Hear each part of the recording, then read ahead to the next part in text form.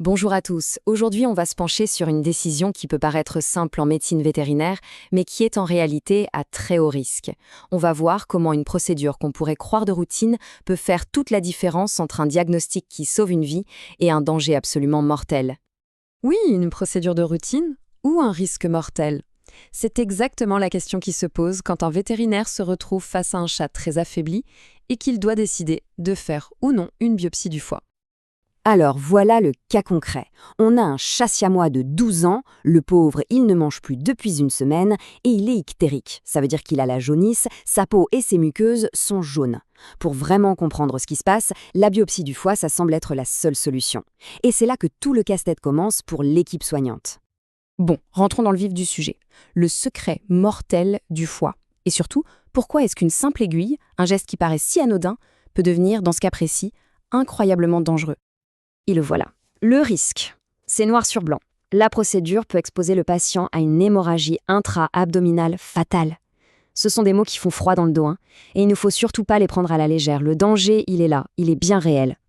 Pour bien comprendre d'où vient ce danger, il faut qu'on parle d'un mot un peu technique, l'hémostase. En fait, c'est tout simple. C'est le processus naturel du corps pour arrêter les saignements. Imaginez une sorte de cascade de réactions en chaîne avec des protéines spéciales qu'on appelle les facteurs de coagulation. Elles s'activent les unes après les autres pour, au final, former un caillot bien solide. Mais alors, quel est le rapport avec le foie? Eh bien, il est au centre de tout, pour plusieurs raisons. D'abord, il faut voir le foie comme l'usine principale qui fabrique la quasi-totalité de ces fameux facteurs de coagulation. Donc, si l'usine est en panne, forcément la production s'effondre. Ensuite, il y a un autre problème. Les chats malades manquent souvent de vitamine K.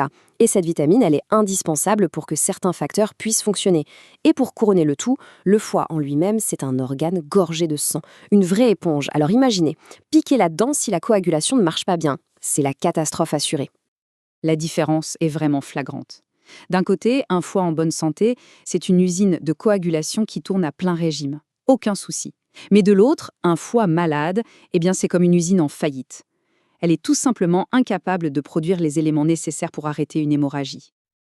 Ok, maintenant qu'on a posé le problème, mettons-nous à la place du vétérinaire. Comment est-ce qu'on s'y prend? Comment naviguer et choisir les bons outils pour prendre la bonne décision sans se tromper?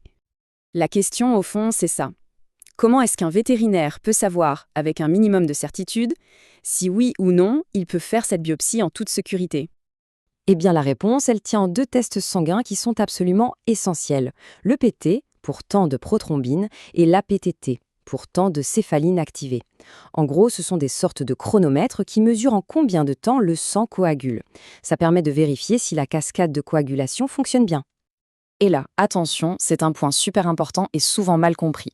Avoir un nombre de plaquettes normal, ça ne suffit pas du tout pour écarter un gros problème de coagulation. Il faut bien comprendre que les plaquettes, ce n'est qu'une partie du puzzle. Sans les facteurs de coagulation pour jouer le rôle de ciment, elles ne peuvent tout simplement pas faire leur boulot. Ce qui nous amène à un autre point clé, il faut savoir éviter les impasses diagnostiques. Parce que, en médecine, ce n'est pas parce qu'on fait plus de tests que c'est forcément mieux. Surtout quand chaque minute compte. Prenons un exemple.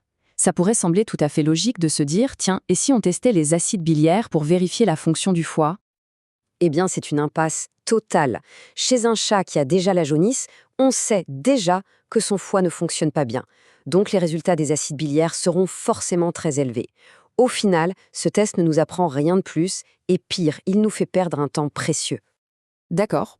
Autre fausse bonne idée. On pourrait se dire, et si on cherchait une pancréatite? Après tout, c'est un problème qu'on voit souvent avec les maladies du foie chez le chat. La réponse est encore plus simple, c'est hors sujet.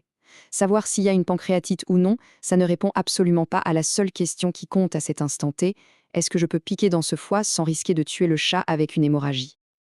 Bon, assez parlé des pièges à éviter. Passons maintenant à la bonne stratégie, celle qui mène du diagnostic à la guérison. Voici le plan d'action, clair et né, pour notre patient siamois. Le plan de match se déroule en 4 étapes logiques. Première étape, une échographie abdominale. L'idée, c'est de bien voir ce qu'on fait avant de piquer quoi que ce soit. Deuxième étape, nos fameux tests de coagulation, le PT et la PTT. Étape numéro 3, on anticipe avec une thérapie à la vitamine K1. Et enfin, seulement quand tous les voyants sont au vert, on peut faire le prélèvement du foie en toute sécurité.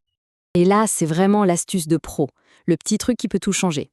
On administre des injections de vitamine K1 12 à 36 heures avant la biopsie.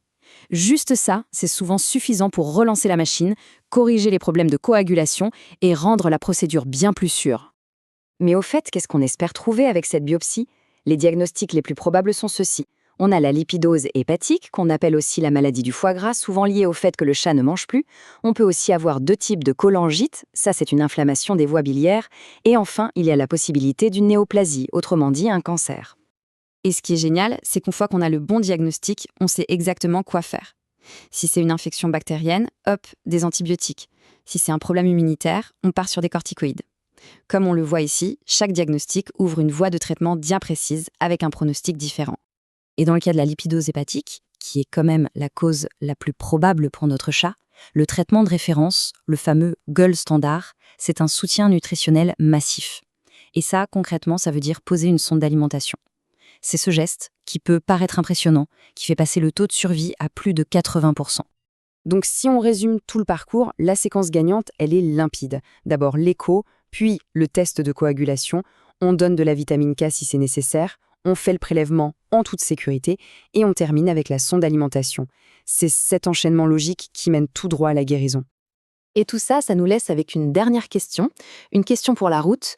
Combien d'autres procédures qu'on qualifie un peu vite de routine cachent en fait un niveau de réflexion et de complexité aussi élevé?